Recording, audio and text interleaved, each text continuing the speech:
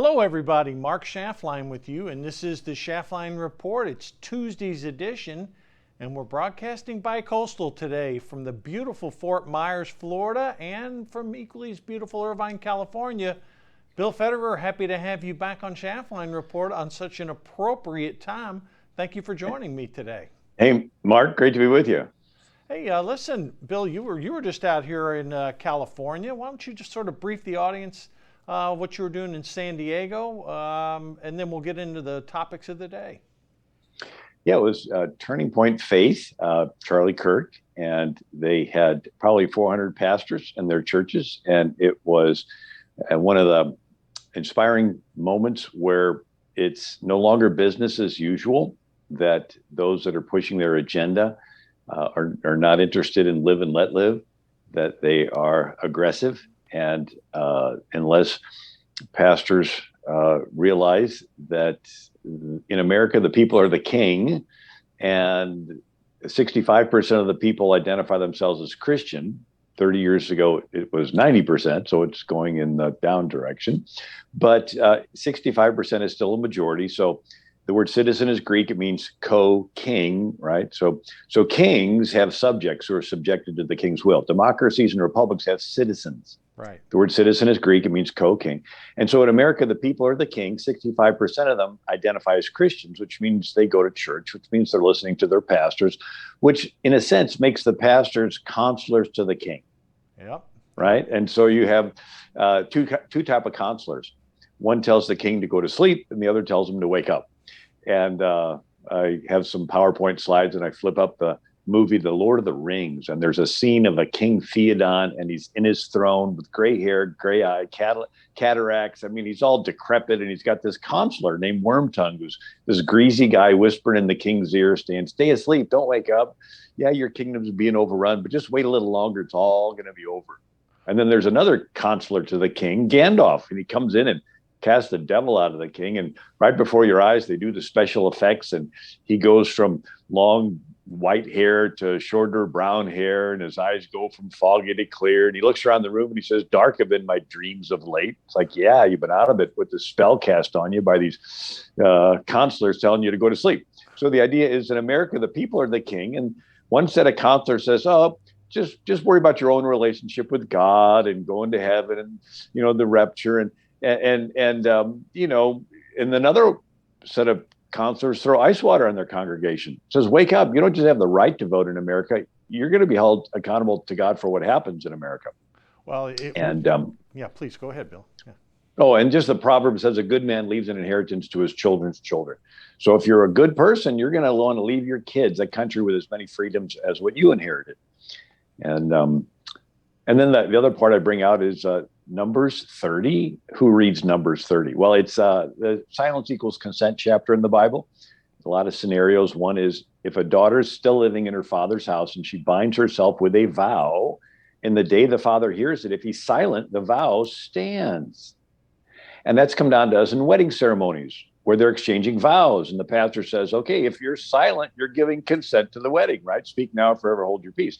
So if the church member's silence gives consent to a wedding, if they are silent when they're driving by an abortion clinic, they're giving consent to what goes on in there.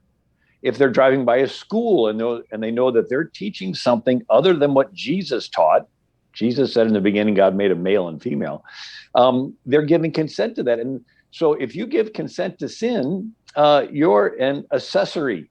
You're like an accessory to murder, and you will be held accountable and you'll be judged. And so it is more. So all the people that think they're being super spiritual by not getting involved are actually, in a sense, inviting the judgment of God upon their heads, right? They're giving consent to something that is wrong, and they'll be held accountable for as if they did it themselves. Well, we're going to get into this when we get into some of these social issues later in the show, Bill, but I wanted to prelude that because, it was a well-attended conference, and I know there was a lot of discussion about all the woke changes happening in our country and the left-wing radicals pushing this stuff. And a little bit, it's a good advance for our audience because a little bit later in the show, we're going to get into and hit some of these issues, and I'm really looking forward to your feedback on those. But Bill, let's come to the topic of the day that is dominating the news across both liberal, conservative, mainstream, media lines, and that's the raid that took place down at Mar-a-Lago. Um, the president has asked to have that affidavit unsealed. The Department of Justice has said no. Trump's lawyers have requested it. Bill, give me your sense of what's going on with this, your analysis, why it happened, and where we go from here, because this is literally taking up all the oxygen, in the media right now. Hunter Biden's laptop. I mean, there is stuff on there that talks about Biden being the big guy, and it actually has evidence of collusion with China and Russia. But the FBI sat on it for a year during the election year, even with Bill Barr. Well, we didn't want to influence the election. Here they are sitting on stuff that's compromising to our country. And then Hillary Clinton's server. Remember that story? What was that? That was classified information on her private server at her house.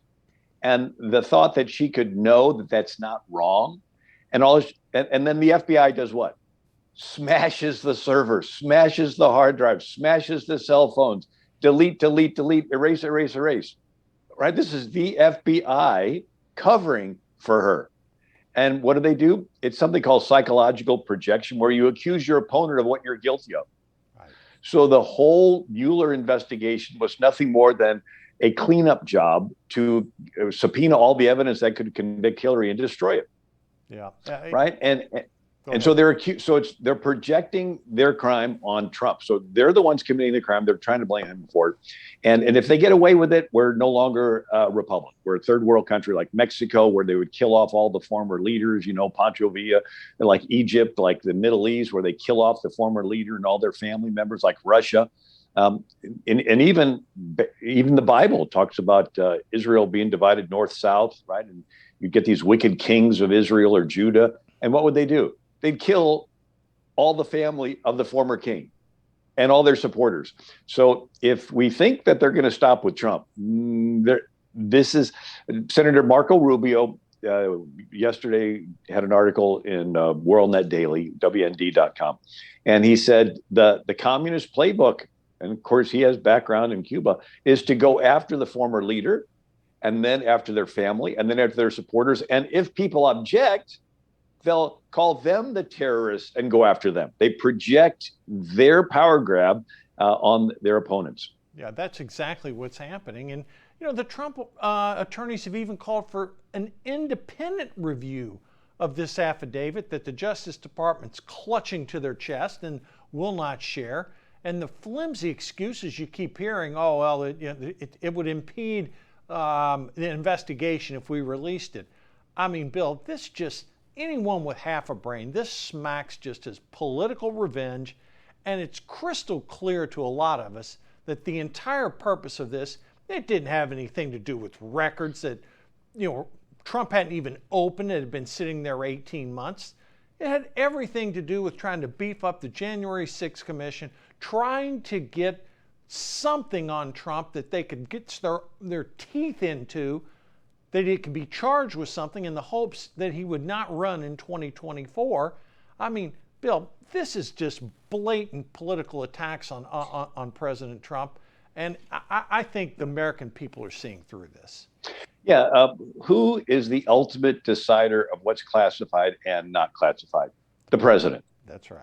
And so presidents traditionally bring work home with them. And so there's a standing order that whatever the president brings home with him is automatically declassified. And so there's no way that you could say he had classified stuff that he wasn't supposed to have. He was the one deciding what was classified and was not, and he brought it home, right? He was briefed by the military and was being continued to be briefed and updated, like all former presidents have been to a certain extent.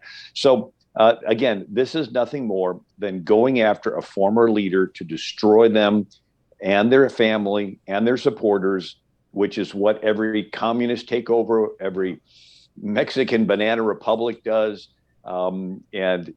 If we allow this to pass, then we're no longer, we just have, FBI is just a police force. Yeah. Well, go ahead. No, that's why what you said is 100% correct, which is why it is so important that Congress be returned into Republican hands this October, November, so that we can investigate this to figure out what actually happened here. Who is behind this? What were the motivations? What is in that affidavit? I mean, Bill, at a certain point, it's going to come out. And yesterday, when we did the show, I kept asking the question, if it was so damn secret, whatever Trump had in those boxes, and you and I both know he had no idea what was in those boxes. It was gathering dust. It hadn't even been opened. Why, if there was really top secret stuff in those boxes, why did it take 18 months? Why wasn't someone scrambling right after Trump left the White House? Or 6 months, 9 months? Why 18 months, Bill?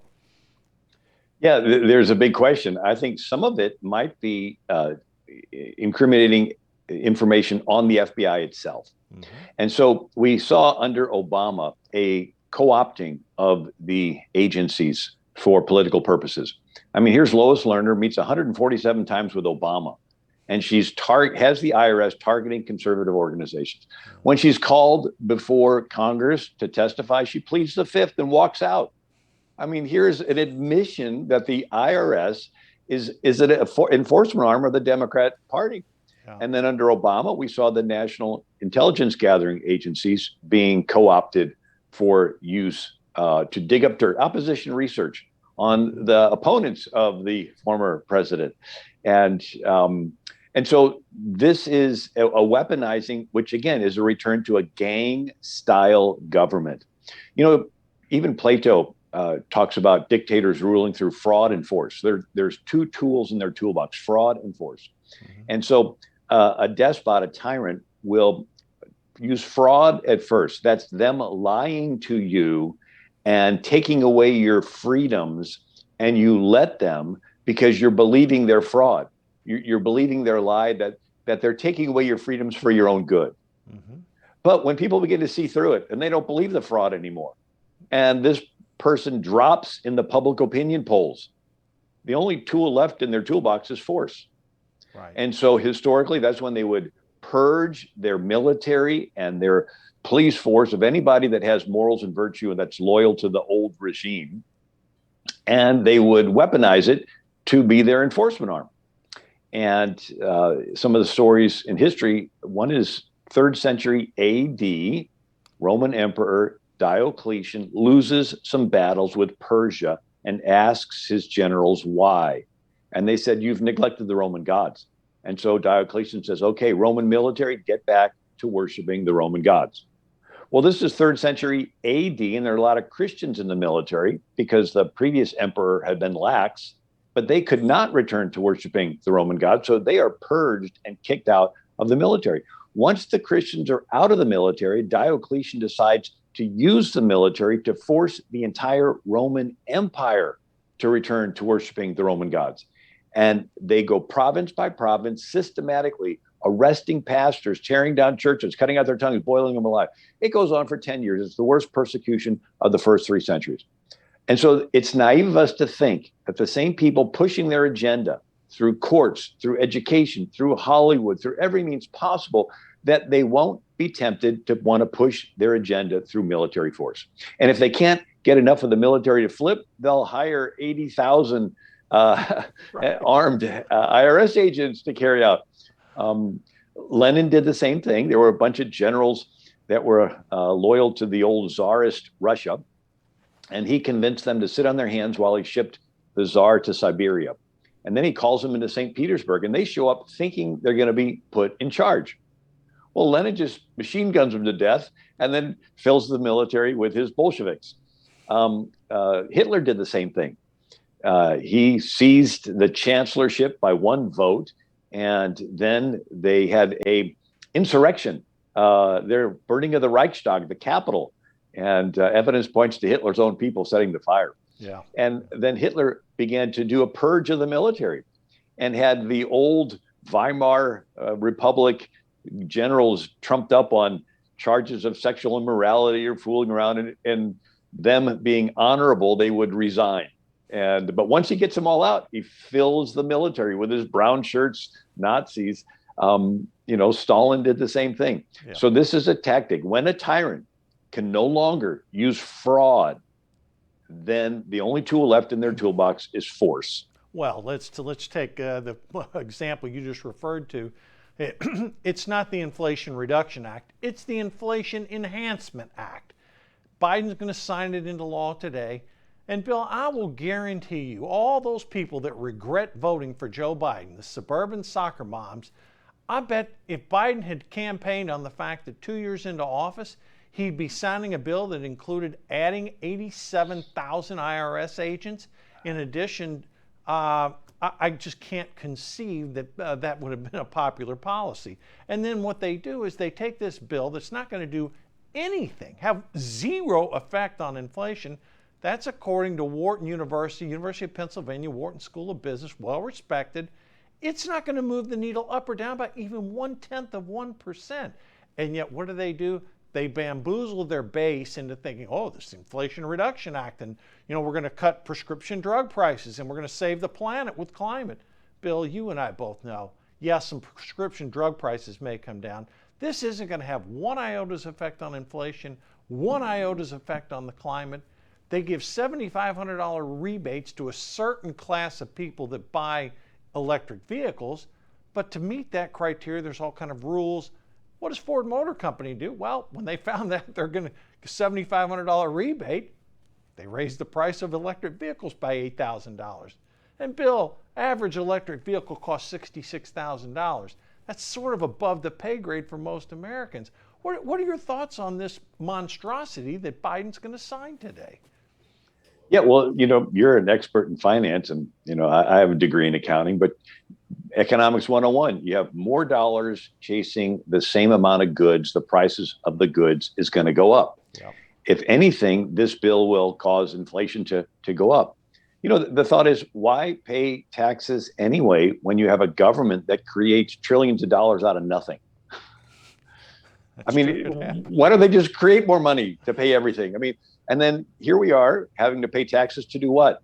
To give $85 billion worth of weapons to the Taliban. We're funding our enemies with all this money. Yeah. So it becomes clear that the money isn't to run the government. It's actually my belief that it's intended to bankrupt the country. It's called the Great Reset. And I've read enough about socialist takeovers that you have to get rid of the middle class, and they would orchestrate these inflationary tactics so that people don't have money. They go to the government and say, help. And the government says, here's help. Here's a handout that we want you to get dependent upon. Mm-hmm. And, there's incident after incident where this happens. There's even a Chicago Tribune article in 1934, and it had a little editorial cartoon, and a guy looking like Trotsky, and he's got a big board and he's writing a plan of action for U.S. Spend, spend, spend under the guise of recovery. Bankrupt the country, bust the government, blame the capitalists for the failure, junk the Constitution, and declare a dictatorship. And then on the side it says it worked in Russia. So you're spending, but you're not spending to get everybody better off. You're spending so that there'll be more dollars, and the dollars will buy less, and the inflation will go up. And then you blame the capitalists, and then you say the Constitution is not working, let's just get rid of it. And then you get everybody. There was actually some professors at Columbia University named Richard Cloward and Francis Piven, and they talked about how you couldn't institute communism with tanks, too difficult, so you do it through inflation. He called it a backdoor approach. And this was adopted basically with FDR's New Deal and Lyndon Johnson's Great Society welfare state, where you get as many people to sign up for welfare as possible, and then they'll incrementally give up their freedom to continue the benefits coming. And so that's what we're seeing. And my feeling is that they'll inflate the dollar so much that they'll have an excuse to implement a CBDC, central bank digital currency, sort of like a federally controlled Bitcoin that's trackable. So the government can track all the purchases, and then they can program this digital currency so can be accepted some places and not others. And then they can mix it with an ESG score, environmentally friendly, socially woke, and governance, so that if you're not woke enough, your money won't work. Yeah. And it's people would not want to do this voluntarily, but if there's a crisis and they present it as the answer, then I think that's their means, not just nationally, but globally, of implementing Klaus Schwab's Great Reset. Yeah, Klaus Schwab, of Switzerland fame, the meetings that they have of central bankers of the world and all the VIPs that come over to Davos. You're right about that. The Inflation quote Reduction Act, which is it should be the Inflation Enhancement Act. They're claiming they're going to spend $45 billion a year for 10 years, and they're going to tax $75 billion a year, make up $30 billion a year, reduce the deficit $300 billion. For a Democrat to put that in a bill, I mean, I'm just not buying that math at all. They claim that people making under $200,000 won't pay any tax. They actually claimed under $400,000 you don't pay any tax. But the Congressional Budget Office, again, Bill, a nonpartisan group, said, no, that's not true. The people making under 200 grand will pay an additional $20 billion in taxes. Bill, I just, anytime a Democratic Party passes a bill and they rename it something that's just blatantly false, and I see some of these Democrats, they can't even explain it themselves. And when the Democrats and the late night comedians and the media can't explain it, you got yourself a problem. The only good news out of this bill is that it's relatively small based upon our overall economy, so I don't think it's going to have a significant effect. But anytime you raise taxes, particularly in a tough economic time, that's problematic. But we will see, where it goes. I also want to point out something else, Bill. People are so much against oil and gas, but oil and gas runs our economy. Interesting thing is, demand now for oil and gas here in this country is back to pre-pandemic levels. Bill, it's like we've made a complete 180. Oil is now down about $87 a barrel. Average price of a gallon of gas in this country is down to $3.92. Will it stay? We don't know, but I tell you what, Wall Street's partying like it's another great day. We will see where this goes. Yeah, a couple of years ago it was $1.82 a gallon. Yeah, exactly. And so they one of the Hegel came up with the dialectics. It's a triangle. One corner is a thesis, the opposite corner is an antithesis, and the top corner is a synthesis. It sounds complicated, but it's not. In other words, you start off with the status quo, you create a problem that's real bad, and then everybody's happy to settle for your answer. That's just half as bad. Yeah. Then that becomes the new starting point. You create another problem that's real bad, and everybody settles for your answer. It's half as bad. So what do? They create a real problem, and it goes up to $5-6 a gallon, and then everybody's happy to just pay $3 a gallon. Right, exactly. Right, exactly. Well, you wrote a book, Socialism. The real history from Plato to present. Bill, you're seeing a lot play out in this economy in this United States that ties into a lot of the previous chapters in the books that you wrote. Yeah, so here's the book, Socialism, the Real History from Plato to the Present. I bring out how the most common form of government in world history is concentrated into the hands of a Nimrod, Pharaoh, Caesar, Kaiser, Sultan, Tsar, Chairman Mao, Comrade Stalin. Power wants to concentrate. It's very rare that it goes from the king to the people. And that's called democracies and republics. A democracy is every citizen has to be at every meeting every day to talk about every issue. Very time consuming. 6,000 citizens of Athens, everybody had to be there. So logistically, a pure democracy could not grow larger than just a city. A republic is where you take care of your family and your farm, and you have someone in your place that goes to the market every day. They're your representative. But either way, you're the king. You're just ruling either directly or indirectly. And so democracies and republics are attempts to take the power of the king, give it to the people.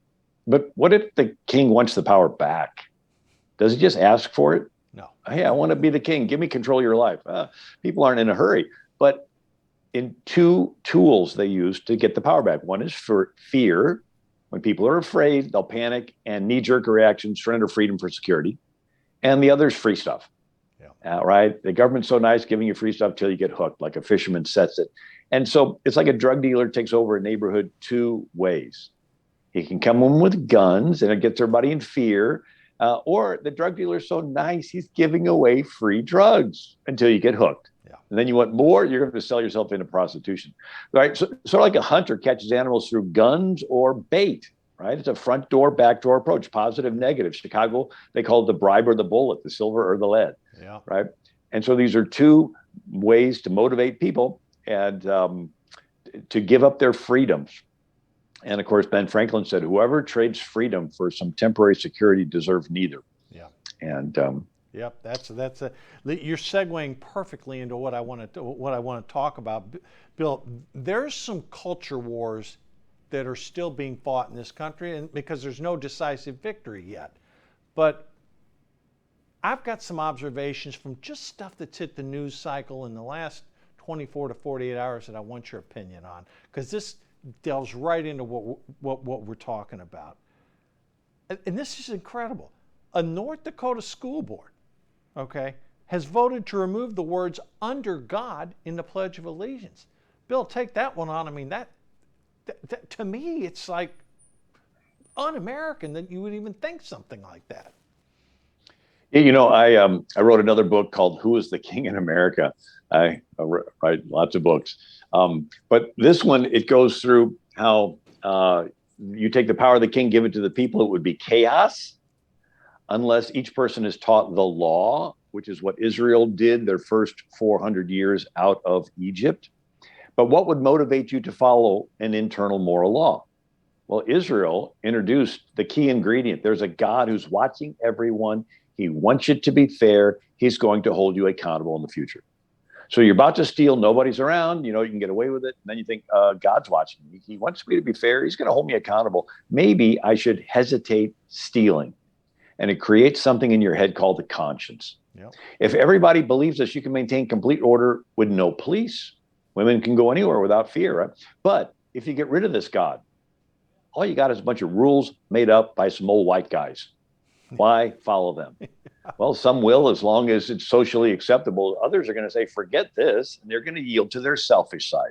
Yeah. And they're going to start robbing, stealing, killing, smashing windows, setting things on fire. And then everybody's going to get in fear and panic and say, we need the government to come in and restore order. And the government says, okay, we'll restore order, but first we got to take away all your guns.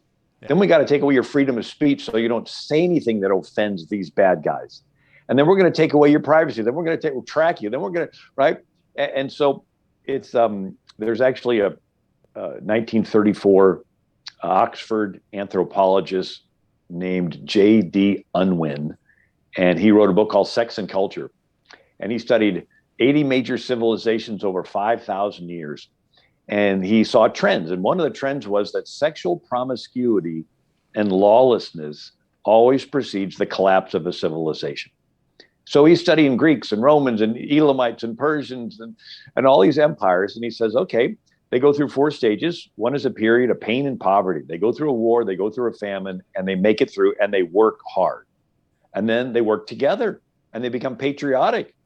And then they become productive, and rising water floats all boats, and the country becomes successful. And then they get prosperous, and they want to enjoy their prosperity, and they get pleasure focused and promiscuous and sexually indulgent, and it turns into a weakness.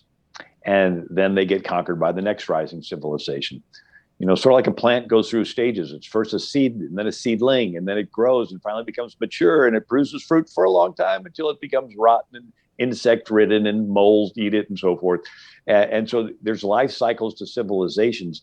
And toward the end is when they reach a period of lawlessness, sexual immorality, and a top-heavy form of government by a bunch of people living off the concentrated power.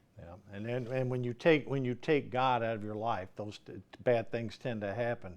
Second thing that caught my attention, Bill, Minneapolis Teachers Union, okay, in an agreement, and I couldn't believe when I read this, stipulated that white teachers will be laid off first if there's layoffs without regard to seniority. And I was like taken back by that. I'm like, if it was any other race other than white, you would have a national uproar, the likes we've never seen in this country, but it wasn't. There's been virtually no reaction to that story. Bill, to me, it just seems like, again, This is about as, quote, woke as you can get, and yet the media just sort of shrugs its arms. Right. So what we're seeing is the implementation of critical theory. So Karl Marx talked about this, but even before that, you had the British took over India. I mean, how did they do it? In 1714, they landed in Bengal and opened a trading post that turned into a trading fort that turned into them having guns and giving guns to one kingdom and then guns to another kingdom and then stirring up ancient animosities between them until they broke out in warfare. And after they blooded each other up, the British came in and took control of both kingdoms. And they did this again and again and again until they took over all of India. And so this was studied. They even did it during the American Revolution, stirring up the Indians, right, with money for scalps and the War of 1812. But Karl Marx turned it into a theory called critical theory. So you study a country and observe all the groups ethnically, economically, religiously, socially, and you call some victims and others oppressors, haves and have-nots. And then you pit them against each other to sow division. And when there's riots and bloodshed, then everybody panics and says, government come in and restore order. And so they would first break the country up economically with proletariat versus bourgeois, working class versus business owners. And then they would organize the Muslims against the Christians and the Catholics against the Protestants, and even the Hutus versus the Tutsis in the Congo and Rwanda. I mean, it doesn't matter. They need to sow division. The name devil comes from the Greek word diabolo, which means to divide. Mm-hmm. And so you see this idea of going in. Lincoln said, a house divided against itself cannot stand. Yeah. And so how do you destroy a marriage? You sow division. How do you destroy a family? Sow division. How do you destroy a church? Sow division. How do you destroy a country? Sow division. And so they've decided that they're going to try to sow this racial division. Has nothing to do with trying to better the situation. Right. And it has nothing to do with fairness. I mean, what do you do with Obama? His mother was white. Right. Yeah. And his dad was from Africa. His dad was never an American Black person who had an ancestor that lived under slavery. And so, but even so, is he going to pay reparations to himself? Right? Is his mother half going to pay reparations to his father? I mean, is he going to cancel himself? Yeah. Right? Because he's half white. It doesn't make any logical sense. The purpose of it is not to right any wrongs. The purpose of it is to sow division. And when it's destabilized enough, I mean, that's what the Germans did. They had to teach in schools that Jews were inferior. Yeah. And once they got that spread enough, then they could do their Holocaust. Well, your points are you're tying a lot of the history about things you've seen before and written about. It's a lot what's happening in America. And I saw another thing today, Bill. I was like flabbergasted. Left-wing radical publication, Atlantic Magazine, claims the Catholic Rosary now is an extremist symbol. And I'm saying, what? How? Why? What are they talking about here? Any thoughts on that one? I mean, the Rosary? I mean, yeah. Well, that's exercising what's called psychological projection. So they blame their opponents for what they're guilty of. Okay. Right. And so they are the ones that are intolerant, and they want to blame the innocent people for it. Little kids do this. I'm not the mean one. You're the mean one. Wife beaters will beat the tar out of their wife, say it's your fault, right, that I beat because you provoked me. A cheating spouse will accuse the faithful spouse of being unfaithful. And so David Axelrod was Obama's campaign advisor. Mm-hmm. And on NPR radio, he said, in Chicago politics, we have a tradition. Throw a brick through your own campaign office window and then call a press conference to accuse your opponent. So you are intolerant, but you accuse the opposite people, your enemies, of being intolerant. It's an effective strategy that you can never back up enough. Yeah. Oh, really, I'm tolerant. I'm really. You just keep backing up and they keep pushing. What you have to do is call them out on it. You're projecting your hate on me. You're the intolerant one. Yeah. I could tie in some things to 1-6, but I'm not going to do it today. We don't have enough time, but we will do that on another show. It's a whole new topic. Listen, I'm a little confused, Bill. Maybe you can help me out here. For 2 years, the Center for Disease Control, with all the COVID stuff going on, said we need to social distance. If we get COVID, we need to isolate. Okay, right, wrong, or indifferent, that's what we were told, okay? Now they're telling us if you've been exposed to COVID, you're okay. You don't have to isolate. Now, I'm a pretty reasonable guy. I mean, I actually had COVID one time. When I had it, I isolated. The president just isolated. I mean, Biden had it twice and he isolated. His wife came out, the news came out today, she has it.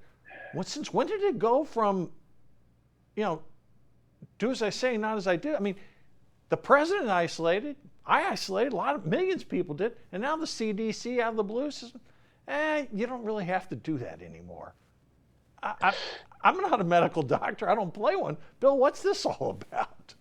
Yeah, it's what's called political science, right? So they're basing their decisions not based in real science, it's political, and it's all has an element of control. But I apologize, I have a radio interview that they're trying to reach me at. Okay. So I'll have to. You're fine. I'll carry the torch from here. Bill Fetter, thanks again for joining us today, and catch your radio interview. We'll finish it up. Much appreciate all your thoughts from today. Oh, bless you, Mark. It's an honor being on with you. Okay, we'll talk soon. All right. Bill. All right. And folks, to carry on what I was talking about here, it is rather confusing when you get something like this coming out. I'm like, okay, just explain it to me. Why are we doing this? I'm not against the policy. I'm like, well, okay, just tell us why. When, like a week ago, President Biden was sitting there and he was isolated. Anyhow, boy, that was some fascinating stuff, how Bill ties stuff in. He's wrote books about socialism, and boy, you can just see when you think about history and how it repeats itself, tying things in, boy, you got to listen to stuff like that. All right, now let's talk about some current news, getting away from the social construct and talking about things that we have constant disagreements about and social issues. All right, what's happening in America. An interesting nugget of information. And this, again, we've seen certain instances of this, but even your host here was truly surprised. San Francisco, that bastion of liberalism. Well, a year ago, they passed a budget and they literally did defund the police, okay?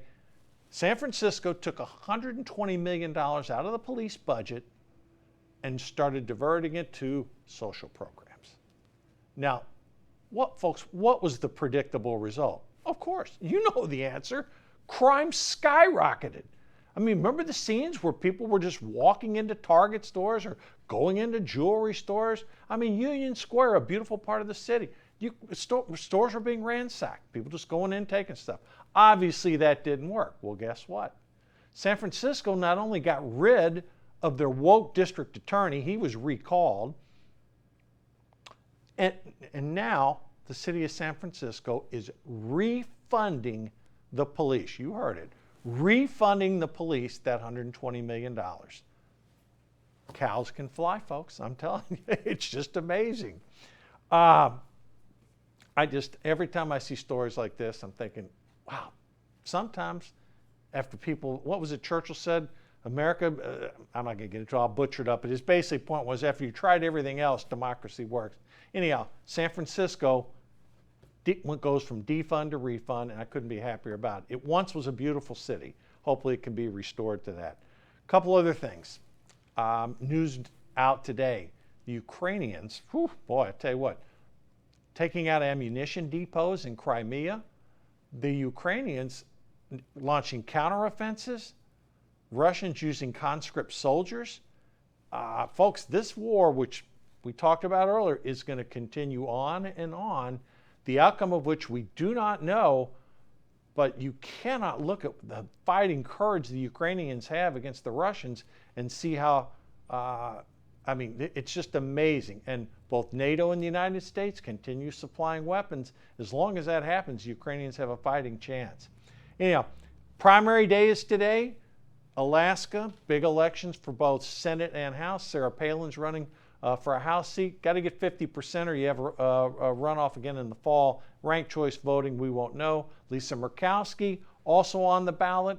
And then in Wyoming, it's primary day too with Liz Cheney. So we're going to go through all those election results with you tomorrow. We'll do the analysis. We'll cut through the media propaganda. And again, for everyone watching and listening to our show in Alaska and in Wyoming, get out and vote. All right, folks, that's it for today. Thanks for viewing. Thanks for listening. A lot of hot topics. And Bill really brings it, I tell you, when he ties everything in together. We'll give you election results tomorrow. Keep up on all the news of the day. Stay safe. See you tomorrow. Have a good evening.